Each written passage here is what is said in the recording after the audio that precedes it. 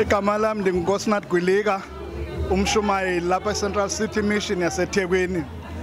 Umfundisi uGqamza sibe naye lapha ecaweni from 2016 uma ngingabali ngesikhathi wayimane efika esese college esivakashela ezosiqhubela inkonzo lapha, kodwa kuba sizosebenza naye full time from 2016.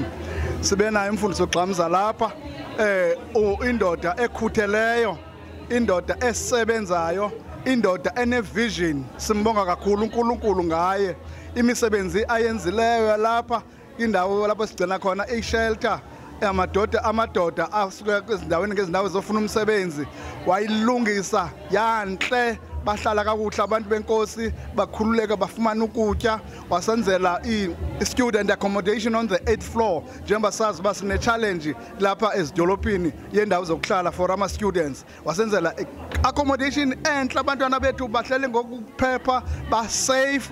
Sibulela kakhulu umfundisi uMtambo, sambulela uThixo ngokusinika indoda enemibono emihle kangaka, ibandla lisebenzele umuntu oyikhathalelene ne-community, uchukumise abantu abaninzi apha eKZN ngoba uyindoda eyaziyo ukuba isebenzela umphakathi, futhi indoda ekwazi ukusebenza nabanye abantu, ikakhulu ubantu abatsha.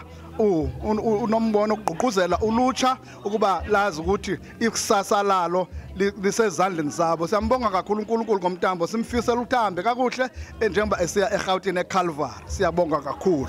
Sibulela kakhulu ngomfundisi uGqamza, akhona Gqamza. Umntana wethu usiphethe kakuhle, sisebenze kakuhle naye. Sibone into ezinhle kakhulu kuye. uThixo ngasamgcine, amkhulise, aqhubeke phambili. Inkosi.